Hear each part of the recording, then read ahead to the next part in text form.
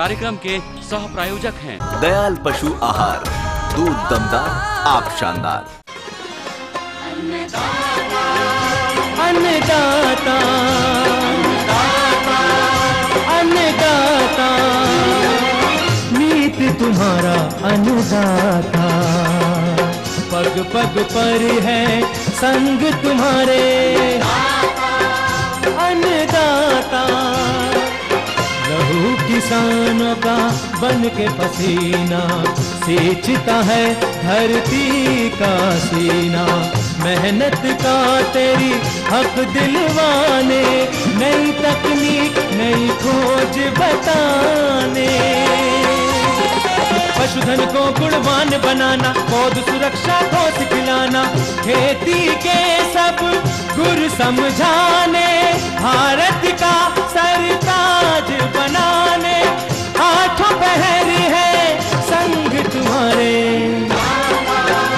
अन्नदाता अन्नदाता। नमस्कार, मैं हूं कात्यायनी चतुर्वेदी और आप सभी दर्शकों का अन्नदाता कार्यक्रम में बहुत स्वागत करती हूं। और हर रोज की तरह कार्यक्रम में हम लेकर आते हैं खेती बाड़ी से जुड़ी हुई बहुत सारी लाभकारी जानकारियां। तो चलिए सबसे पहले देखते हैं क्या है विशेष आपके लिए आज के कार्यक्रम में।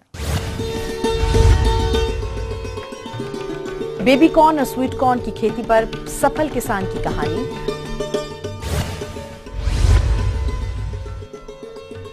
बिजाई के बाद दुधिया मशरूम की देखरेख,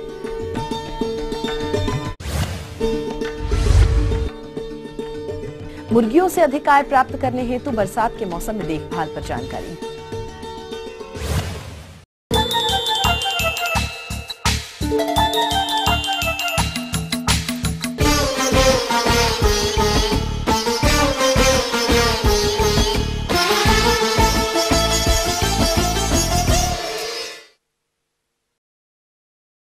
'हमारे देश में जहां खेती को आजकल घाटे का सौदा माना जाता है और देश में हर साल हजारों किसान तंगहाली से मजबूर होकर आत्महत्या कर लेते हैं, वहीं हरियाणा राज्य के जिला सोनीपत के अटेरना गांव में एक छोटे से किसान कमल सिंह ने अपनी मेहनत और आधुनिक खेती को अपनाकर अपनी आमदनी लाखों रुपए कर ली है। तो आइए आज जानते हैं उनकी सफलता की कहानी।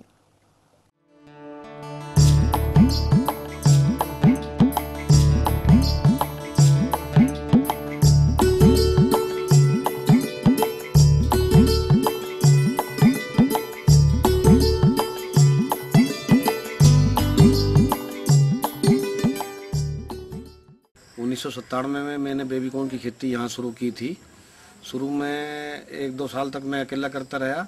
उसके बाद मेरे पड़ोसी किसानों ने बेबी कॉर्न की खेती शुरू कर दी और फिर इस खेती को सारे गांव ने अपना लिया। इस खेती से जो किसानों को फ़ायदा होया हमारे गांव में, मुख्यतः जो किसान चारे के लिए ज्वार बोते थे तो उनको सारा साल हरा चारा मिल जाता है, क्योंकि बेबी कॉर्न का जो हरा चारा निकलता है वो पशुओं के लिए बहुत ही बढ़िया चारा है। और आम गुठलियों के दाम वाली बात है कि चारा मिल रहा है और साथ में जो बेबी कॉर्न निकाल के मंडी भेजते हैं उससे किसानों को अच्छी आमदनी होती है। इस बेबी कॉर्न की खेती में जो खर्चा है वो लगभग 10,000 के बराबर है, 10,000 रुपये प्रति एकड़ होता है। और आमदनी जो है वो 30,000 से 1 लाख रुपये तक की बेबी कॉर्न हम जो है एक फसल पे बेच सकते हैं और एक साल में इसकी 3 फसल ली जा सकती है। तो इससे एवरेज जो फायदा है किसान को वो प्रति एकड़ 1 लाख रुपए का प्रति वर्ष हो जाता है।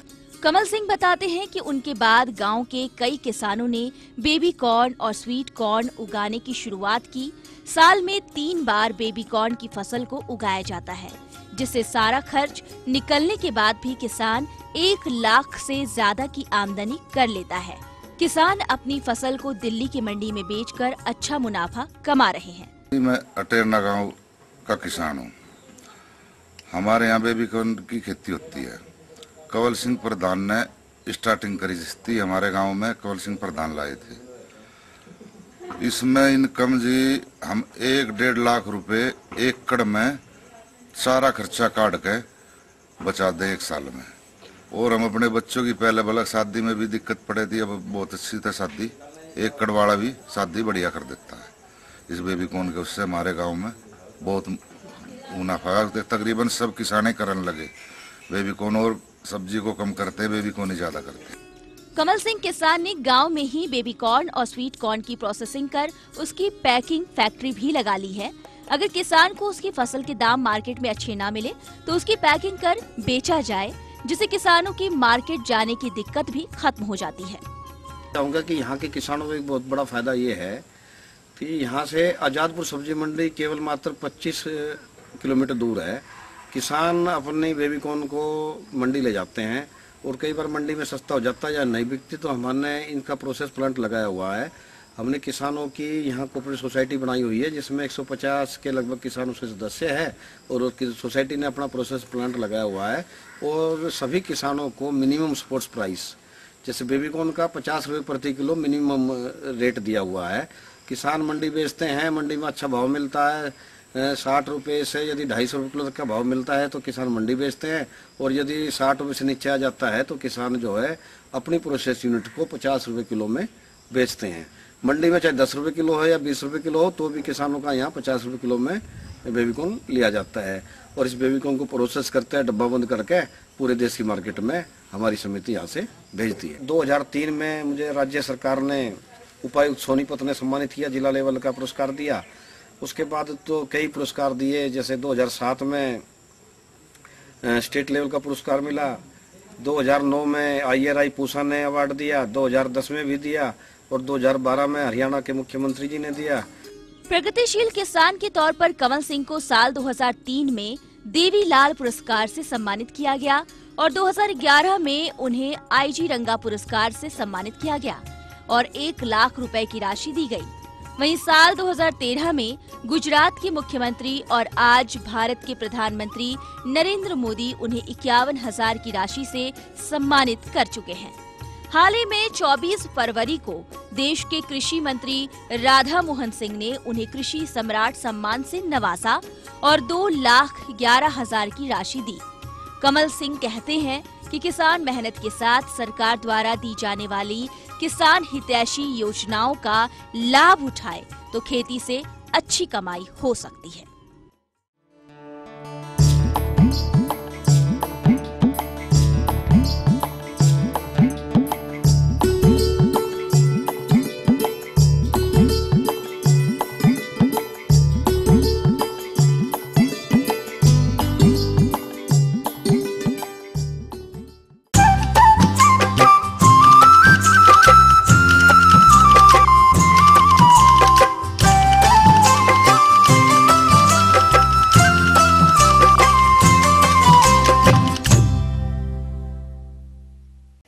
हमारे जिन भी किसान भाइयों ने दुधिया मशरूम की बिजाई का कार्य कर लिया है, वो मशरूम से अच्छा उत्पादन लेने के लिए फसल की देख रेख कैसे करें, आइए जानते हैं कोतवाल जिला हरिद्वार के नवीन पटवाल से।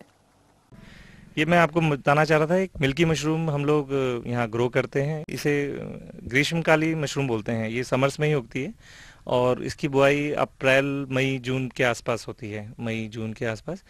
और इसका जो टेम्परेचर होता है उगाने का 30 डिग्री के आसपास रहता है। इस रूम का आप जो रूम आप दिखा रहे हैं हम लोग आपको, इसका रूम का साइज होगा मतलब 40 फुट चौड़ा है और 80 फुट लंबा है। 8,000 बैग इसमें लगभग आ जाते हैं इस बैग में।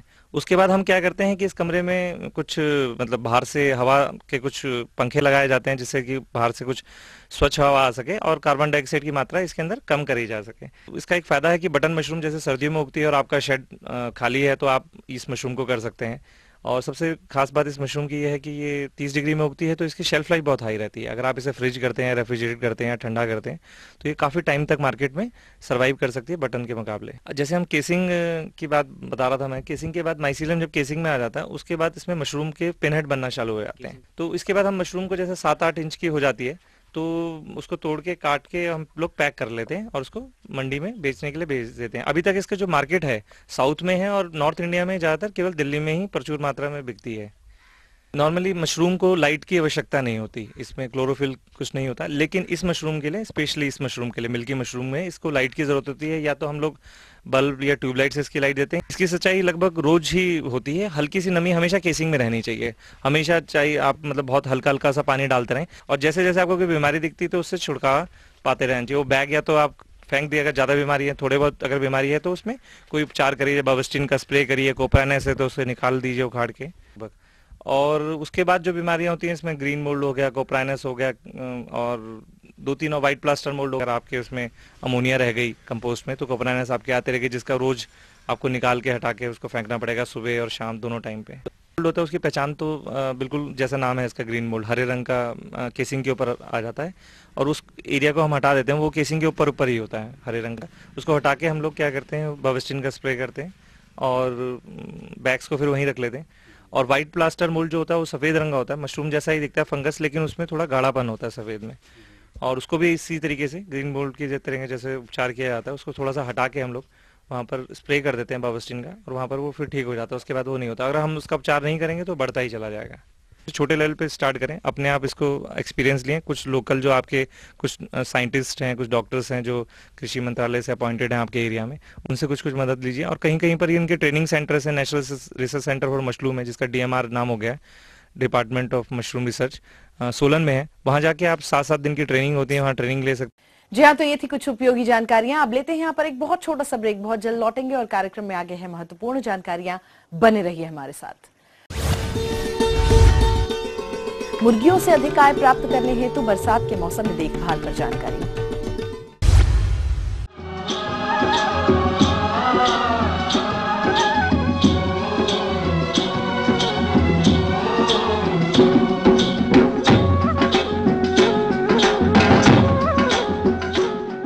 आप सभी दर्शकों का अन्नदाता कार्यक्रम में बहुत स्वागत है। बढ़ते हैं अपनी अगली प्रस्तुति की ओर।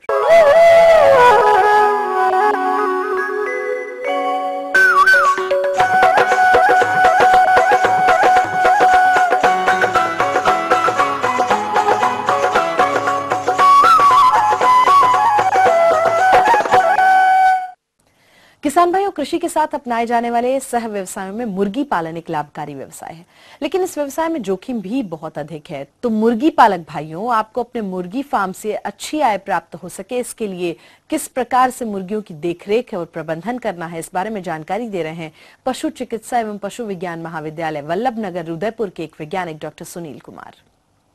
आज किसान भाइयों, हम बात करेंगे इस मौसम में मुर्गियों में या मुर्गों में, जो कि हम मांस पालन के लिए पालते हैं, कौन कौन सी बीमारियां हो सकती हैं। सबसे पहले हम बात करते हैं, जब हम चिक्स को हैचरी से लाते हैं तो उनकी हमको क्या देखरेख करनी चाहिए। जब चिक्स को लाएंगे तो पोल्ट्री फार्म पे हम उनके हीट की व्यवस्था अच्छी तरह से रखेंगे। इस प्रोसेस को हम लोग कहते हैं ब्रूडिंग। ये अपने 2 टाइप से हो सकती हैं, एक तो आप नेचुरल भी करा सकते हैं इसको, और दूसरी आप इसको आर्टिफिशियल कृत्रिम तरीके से भी करा सकते हैं। प्राकृतिक तरीके से हम ब्रूडी हैन काम में लेते हैं, जो कि एक समय में 10 बच्चों को ब्रूड कर सकती है। और कृत्रिम ब्रूडिंग की बात करें तो कृत्रिम ब्रूडिंग हम ब्रूडर्स द्वारा करते हैं, जिसके के अंदर हम गैस ब्रूडर यूज़ कर सकते हैं और डिफरेंट काइंड्स ऑफ ब्रूडर हम यूज़ कर सकते हैं। डिपेंड करता है कि अपन उसमें सोर्स कौन सा यूज़ कर रहे हैं। हम गैस यूज़ कर रहे हैं, इंफ्रालाइट यूज़ कर रहे हैं, पेट्रोल यूज़ कर रहे हैं, डीजल यूज़ कर रहे हैं, केरोसिन यूज़ कर रहे हैं, या लकड़ी का बुरादा यूज़ कर रहे हैं। ये उसके टाइप पर डिपेंड करता है कि हम क्या कर रहे हैं। इस समय हमको उनके शरीर के ताप का काफ़ी ध्यान रखना पड़ता है, क्योंकि उनके शरीर का ताप नियंत्रण केंद्र इस समय विकसित नहीं होता है, और साथ में ही उनके में पंखों का विकास नहीं होता, इसलिए उनके शरीर को बाहर से ताप की आवश्यकता होती है। सामान्यतः हम ये 4 से 6 सप्ताह तक करते हैं, और प्रथम सप्ताह में हम जो ताप नियंत्रण करते हैं वो 95 डिग्री फ़ारेनहाइट करते हैं। फिर प्रत्येक सप्ताह हम इसको 5 डिग्री फ़ारेनहाइट कम करते जाते हैं, जब तक कि ये 70 डिग्री फ़ारेनहाइट तक नहीं आए। अगर हम ब्रॉयलर की बात करें, जिसका कि हम मांस उत्पादन के लिए कर रहे हैं, तो हम उनको 4 से 6 सप्ताह बाद मार्केट में सेल आउट कर देते हैं। अगर हम मुर्गी पालन अंडे के लिए कर रहे हैं तो उसमें ताप अलग अलग, अगर चिक स्टेज है तो उसमें हम 24 घंटे ताप प्रदान करते हैं, और जब वो ग्रोअर स्टेज में आता है तब हम उसको केवल 12 घंटे ही ताप प्रदान करते हैं, और जब वो लेइंग कंडीशन में आता है तब उनको 14 से 16 घंटे ताप की आवश्यकता होती है। पर इन चिक्स को लाने से पहले जो ताप ब्रूडिंग है उनके लिए हम पहले ब्रूडर्स का ट्रायल करा के देख लेते हैं, क्योंकि टेम्परेचर मेंटेन है या नहीं है। और इस पर्टिकुलरली अगर हम इस मौसम की बात करें, जो कि अभी बारिश का मौसम चल रहा है, हम जो चिक्स है उनको 2 तरीके से रख सकते हैं। एक तो हम डीप लिटर सिस्टम में रख सकते हैं और एक केस सिस्टम में रख सकते हैं। डीप लिटर सिस्टम में जिसमें कि हम बिछावन यूज़ करते हैं, सामान्यतः हम इसमें मूंगफली का छिलका, सो डस्ट, लकड़ी का बुरादा यूज़ कर लेते हैं, या गेहूं का भूसा वगैरह हम लोग यूज़ कर सकते हैं। ये कहलाता है लिटर मटेरियल या बिछावन। इसकी सामान्यता जो मॉइस्चर, जो नमी होनी चाहिए, वो 18% से कम नहीं होनी चाहिए और 24% से ज़्यादा नहीं होनी चाहिए। चूँकि ये अभी बारिश का मौसम है तो नमी की शिकायत रहती है, तो पर्टिकुलरली हमको उसकी रेकिंग करते, पर डे उसकी रेकिंग करते रहना चाहिए। अगर हम रेकिंग नहीं करेंगे तो यहाँ संभावना है उनमें कोई बीमारी आ जाए, जैसे कि कॉक्सीडियोसिस। ये एक प्रोटोजोल बीमारी है। ये 2 टाइप की होती है, एक तो सीकल कॉक्सीडियोसिस होती है और एक इंटेस्टाइनल कॉक्सीडियोसिस होती है।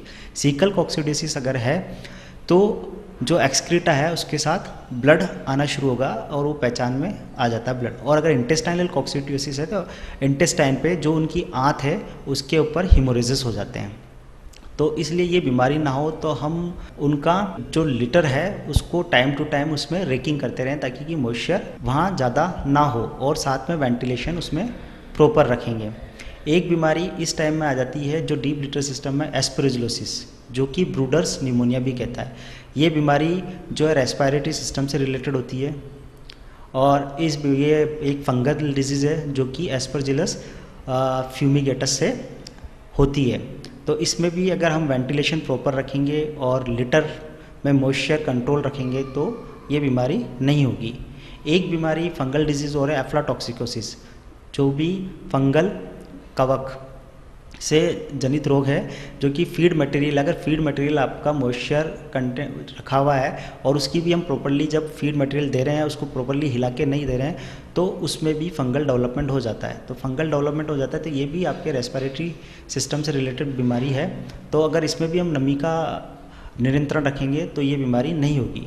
दूसरी बीमारी है CRD, क्रोनिक रेस्पिरेटरी डिजीज़, जो कि आपकी माइकोप्लाज्मा से होती है। इसके अंदर भी सारे रेस्पिरेटरी साइंस आते हैं। ये भी आपके इम्प्रॉपर मैनेजमेंट की वजह से होती हैं, जो कि इस टाइम में डीप लिटर सिस्टम में ये बीमारी चाहिए। अगर हम केस सिस्टम में पाल रहे हैं तो केस सिस्टम में ये है कि आपकी लिटर बोर्न डिजीज़ नहीं होगी। इस कंडीशन में हमको खतरा नहीं है कि कॉक्सीडियोसिस यहाँ होगा नहीं, यहाँ एस्परजिलोसिस नहीं होगा, एफ्लाटॉक्सिकोसिस नहीं होगा, पर CRD, chronic respiratory disease, E coli infection और कोराइजा, ये बीमारियां यहाँ हो सकती है, जिनका कि हमको मैनेजमेंट के थ्रू ही हम इनको दूर कर सकते हैं और टाइम टू टाइम इनका वैक्सीनेशन हम प्रॉपर कराएं। अब वैक्सीनेशन की अगर हम बात करें तो ब्रॉयलर में वैक्सीनेशन अलग होती है और लेयर में वैक्सीनेशन अलग होती है। इन जनरल हम देखें तो ब्रॉयलर में हम 3 प्रकार की वैक्सीन यूज़ करते हैं। पहली वैक्सीन जो कि डे ओल्ड पे लगती है, मैरेक्स डिजीज़ की, जो कि हैचरी पे ही वो लोग लगा के देते हैं। इसमें हम यूज़ करते हैं 0.2 ml सब कट यूज़ करते हैं और इसका बूस्टर हम यूज़ नहीं करते हैं। इसमें वैक्सीन HVT वैक्सीन आती है। देन हम 5th डे या 7th डे में हम यूज़ करते हैं RDF1, जो कि आई ड्रॉप के थ्रू देते हैं और इसका बूस्टर हम यूज़ नहीं करते हैं F1 स्ट्रेन का। सेकेंड वैक्सीन हम इसमें यूज़ करते हैं गमबोरो डिजीज़, जिसको कि IBD, इन्फेक्शियस बर्सल डिजीज़। ये हम सामान्यतः लगाते हैं 15 डेज़ पे, इंट्रा ऑक्यूलर लगाते हैं और इसका बूस्टर अपन 25 दिन पे इसका बूस्टर लगाते हैं। देन 35 डेज़ पे यूज़ करते हैं Newcastle disease plus IB, infectious bronchitis. इनमें वैक्सीन जो यूज़ की जाती है इंटरमीडिएट वैक्सीन यूज़ की जाती है, जो कि पानी में दी जाती है और इसका बूस्टर यूज़ करते हैं 13वें सप्ताह पे इसका बूस्टर यूज़ करते हैं। उसके बाद 8वें सप्ताह पे यूज़ करते हैं R2B वैक्सीन, जो कि 0.5 ml सब कट यूज़ करते हैं और इसका बूस्टर हम लोग यूज़ करते हैं 10वें सप्ताह पे। ब्रॉयलर में सामान्यतः जो मैंने वैक्सीन बताई आपको 3 ही वैक्सीन यूज़ करते हैं, ब्रॉयलर में सामान्यतः लगाते हैं।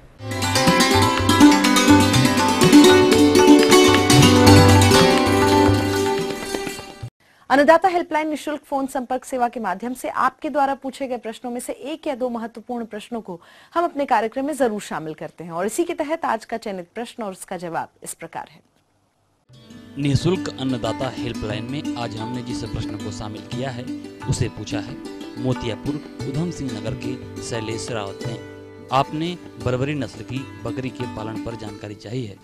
बकरी पालन व्यवसाय के बारे में कुछ विशेष जानकारी दे रहा हूं और इस जानकारी को ग्रहण करके आप बकरी पालन व्यवसाय करके आप अपनी अतिरिक्त आमदनी जो खेती बाड़ी कर रहे हैं या कोई व्यवसाय कर रहे हैं उससे जो है अलग हट करके इससे अतिरिक्त आमदनी प्राप्त कर सकते हैं। बकरी पालन अपने देश में बहुत पहले से किया जा रहा है। अब आज थोड़ा सा बेरोजगारी को देखते हुए इसको व्यवसाय के रूप में अपनाने की आवश्यकता है। बकरी पालन छोटे से छोटे वर्ग के लोग या बड़े से बड़े वर्ग के लोग कर सकते हैं। जिनके पास कम पूंजी है वो भी कर सकते हैं, जिनके पास पैसे की कमी है या पैसा नहीं है वो भी कर सकते हैं। बकरियों की तमाम नस्लें जो है पाली जाती हैं, जिसमें बर्बरी नस्ल की बकरी है, जमुनापारी है, बीटल नस्ल की बकरी है, ब्लैक बंगाल है या सिरोही नस्ल की बकरियां पाली जा सकती हैं। अब चूँकि बकरियां चराई पसंद जानवर हैं, इनके चराई की व्यवस्था जो है अगर अच्छी है तब जो है कोई किसी भी प्रकार की बकरी की नस्ल पाली जा सकती है। लेकिन अगर आपके पास चराई की सुविधा नहीं है, आप अपने घर पर रख करके जो है बकरियों को शेड के अंदर या आवास गृह में रख करके बकरी पालन करना चाहते हैं तो उसके लिए जो है बर्बरी नस्ल की बकरी सबसे अच्छी है, जो स्टॉल फीडिंग के लिए बहुत उपयोगी है। इसके लिए इनके सबसे पहले इनकी नस्ल के बारे में आपको जानकारी होना चाहिए। ये बर्बरी नस्ल की बकरी छोटे कद की होती है और इनके शरीर पर सफ़ेद और भूरे रंग की चित्तियाँ पाई जाती हैं। इनके कान छोटे छोटे होते हैं और एक बार में जो है 2 बच्चे देती है। करीब 12 से 13 महीने के अंदर 2 बार ये बच्चा देती हैं। इनका गर्भकाल 150 दिन का होता है। 150 दिन के बाद ये पुनः बच्चा जब बच्चा देती हैं और इनके रहन सहन की व्यवस्था थोड़ा सा जो है अच्छे ढंग से करना चाहिए। जब भी इनका शेड बनाएं तो पूरब से पश्चिम दिशा में लंबाई में बनाएं और इनका शेड खासतौर से छत जो होती है वो पक्की बनाई जाती है एस्बेस्टस शीट से, जिसको सीमेंट की चादर भी कहते हैं। और गांव में अगर ये व्यवस्था पैसे की कमी के कारण नहीं हो सकती है तो छप्पर के नीचे इनको आसानी के साथ पाला जा सकता है। इनका घर जब भी बनाएं अच्छी हवा का आवागमन अच्छा होना चाहिए, जिससे गर्मी में इनको रहने में कोई दिक्कत ना हो। इनके खिलाई पिलाई के लिए आप हरे चारे की व्यवस्था पूरे साल करें सीजन वाइज। जैसे खरीफ सीजन में आप एमपी चरी या सूडान चरी के साथ लोबिया मिला करके बो सकते हैं। रबी की सीजन में बरसीम और जई मिला करके बो सकते हैं। वैसे अगर आपके पास थोड़ी बेकार ज़मीन पड़ी हुई है, खाली ज़मीन पड़ी हुई है, तो कुछ उसमें जंगली जलेबी भी लगा सकते हैं। सहतूत के पौधे लगा दीजिए या गूलर के पौधे लगा दीजिए, जिससे उनकी पत्तियां खा करके जो है ये बकरियां अपना पेट भर सकती हैं। बरसात की सीजन में सूबबूल भी जो है शेड के किनारे किनारे लगाए जा सकते हैं या जो बेकार ज़मीन पड़ी हुई है उसके किनारे किनारे लगा करके इनके लिए चारा उपलब्ध कराया जा सकता है। अब इनको अगर स्टॉल फीडिंग में आपको रखना है, बकरियों को खिलाई की व्यवस्था करनी है, तो आप गेहूं का सूखा भूसा थोड़ा देर पानी में डाल दीजिए और उसके बाद जिससे उसकी धूल मिट्टी नीचे बैठ जाती है पानी में और भूसा भीग करके मुलायम हो जाता है। इसके बाद पानी से भूसा निकाल करके थोड़ी देर बाहर फैला दीजिए, जिससे वो भूसा अच्छी तरह से जो है हल्का सूख जाता है। और उसमें चूनी चोकर मिलाने के पश्चात बकरियों को जो है नाद में छोटी छोटी नाद बना लेना चाहिए और उस नाद में डाल देना चाहिए जिसमें चूनी चोकर भूसे में मिलाए हुए हैं। तो बकरियां अपना पेट उस आहार को खा करके भर लेती हैं। और शेड के अंदर जो है इनके पीने के लिए पानी की व्यवस्था करना चाहिए, जिसमें प्रतिदिन बर्तन को साफ करने के बाद स्वच्छ और ताज़ा पानी प्रतिदिन भरना चाहिए। इनके थोड़ा सा जो है रोग के बारे में भी जानकारी होनी चाहिए। बकरियों में मुख्य रूप से खुरपका मुफका हो जाता है या गला घोटू हो सकता है या कभी कभी संक्रामक गर्भपात हो जाता है। ख़ास तौर से बरसात की सीज़न में और इधर ठंडी की सीज़न में इसमें एक महामारी बकरियों में पाई जाती है, जिसको PPR बीमारी कहते हैं। ये बकरियों की प्रमुख बीमारी है। इसमें बकरियों के मुंह पर, नाक के ऊपर, जबड़े में छोटे छोटे दाने पड़ जाते हैं और बकरियां बकरियां चारा खाना भी कम कर देती है। और ये बीमारी छुआछूत की खास तौर से होती है। एक बकरी अगर बीमार है तो जिस चारागाह में चरने जाती है या जो चारा खाती है उसका जूठा चारा कोई जानवर खा, कोई दूसरी बकरी खा लेती है, या चारागाह में कोई दूसरी बकरी जो है स्वस्थ बकरी है वो घास को चर लेती है, तो वो बीमारी PPR बीमारी उस बकरी में भी फैल जाती है।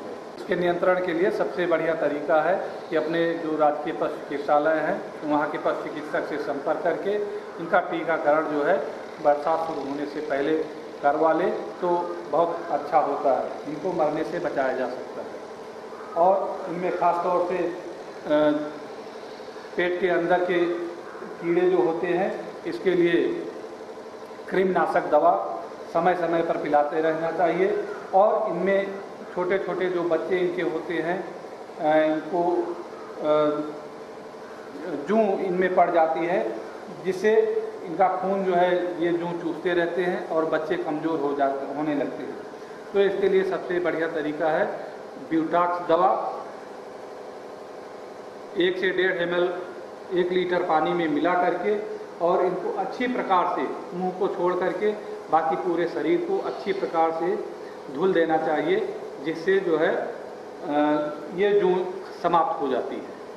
इस प्रकार से इनका जो पेट के अंदर के कीड़े हैं, कृमि हैं, उनका नियंत्रण किया जा सकता है। और ये ब्यूटाक्स से जो है बाहर के कीट हैं, चाहे वो जूं पड़ जाती हो या कभी कभी चपटी वगैरह, किलनी वगैरह लग जाती हो, तो उसका नियंत्रण किया जा सकता है।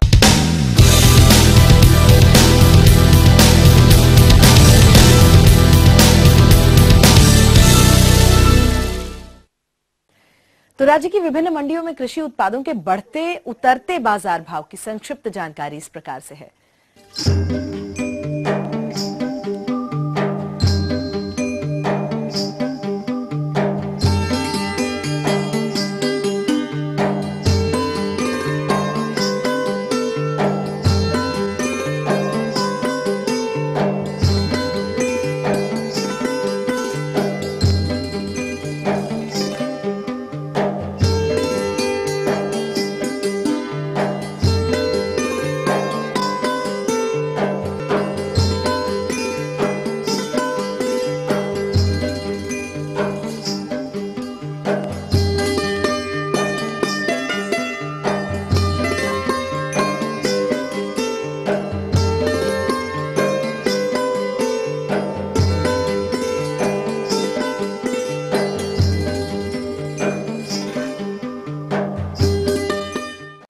हम ये उम्मीद करते हैं कि आज का कार्यक्रम आप सभी दर्शकों के लिए बहुत ही उपयोगी रहा होगा। किसान भाइयों, अन्नदाता आपकी सेवा के लिए संकल्परत है और कृषि संबंधित समस्या एवं सुझावों के लिए आप हमें इस पते पर संपर्क भी कर सकते हैं। और हमारा पता है प्रोड्यूसर अन्नदाता ETV Uttar Pradesh Uttarakhand, Ramoji film city Hyderabad 501512। साथ ही आप हमें ईमेल भी कर सकते हैं और हमारा ईमेल एड्रेस है annadaata.up@etv.co.in। और इसके अतिरिक्त आप हमें निःशुल्क हेल्पलाइन नंबर 180010084599 पर सोमवार से शनिवार सुबह 10 बजे से शाम 4 बजे के बीच में संपर्क भी कर सकते हैं। और चलिए अब देखते हैं कल दिखाए जाने वाले कार्यक्रम की मुख्य झलकियां। धान फसल की उचित बढ़वार के लिए पोषक तत्व प्रबंधन,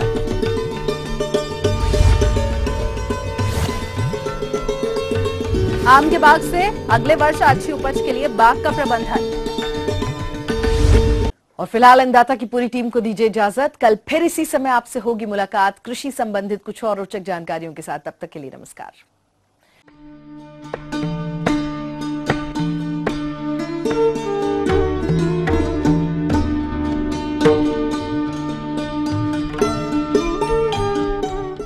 इस कार्यक्रम के सह प्रायोजक थे दयाल पशु आहार, दूध दमदार, आप शानदार।